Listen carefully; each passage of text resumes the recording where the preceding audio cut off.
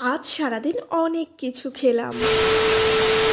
আবারও চলে এসেছি নতুন একটা ওয়াটাই ইটিনারি ভিডিও নিয়ে। তবে আজকের ভিডিওটা শুরু করেছিলাম একটু অন্যরকম ভাবে। সকালে এসেছিলাম এই পার্কটাতে, ভীষণ ভালো লাগছিল। পার্ক থেকে বাড়ি ফিরে দেখি মা বানিয়েছে সব সবজি দিয়ে চাউমিন। অনেকদিন পরে ব্রেকফাস্টে আজকে চাউমিন খাচ্ছি। অন্যান্য দিন অফিস যাওয়ার তাড়াতে সেরকম ভাবে ব্রেকফাস্ট কখনোই করা হয় না, তাই আজকে চাউমিন দেখে বেশ খুশি হয়েছিলাম। সকালের ব্রেকফাস্ট শেষ করে স্নান করে আর অন্যান্য কাজ করে বসে পড়েছি লাঞ্চ করতে। সানডে আর দুপুরে মাংস হবে না সেটা কি করে হয় বলো? আর চিকেনের এই লেগ পিসটা, আহা, এটা খেতে আমার যে কি ভালো লাগে কি বলবো। আমার মতো কে কে চিকেন লাভার অবশ্যই জানিও। তবে আজকে দুপুরের রান্নাটা একটু অন্যরকম ভাবে করা হয়েছিল। সবসময় ওই লাল লাল ঝাল ঝাল মাংস খেতে আমার খুব একটা ভালো লাগে না। এটার বাইরে গিয়ে শীতকালে দুপুরে গরম গরম কাঁচা লঙ্কা ধনেপাতা দিয়ে বেশি করে পাতলা করে ঝোলটা খেতে আমার ভীষণ ভালো লাগে। আর গরম ভাতে তো স্বাদ দ্বিগুণ হয়ে যায়। দুপুরের ভোরভোজ কমপ্লিট করে বেরিয়েছিলাম একটু দরকারে, রানাঘাটে গিয়েছিলাম। ফেরার পথে এখানে দোকান থেকে নিয়েছিলাম দুটো চপ। রানাঘাট স্টেশনের বাইরে একটা দোকানে এই লোটে মাছের চপগুলো বিক্রি করে, বেশ ভালো লাগে খেতে, তাই দুটো নিয়েছিলাম। দুজন মিলে দুটো খেয়ে ফেলেছি। এরপরে এদিকে আমার ট্রেনও চলে এসেছে, চললাম আমি বাড়ি। ডিনারে আজকে খুবই হালকা খাবার খেয়েছি, রুটি আর তার সাথে এই আলুর তরকারি।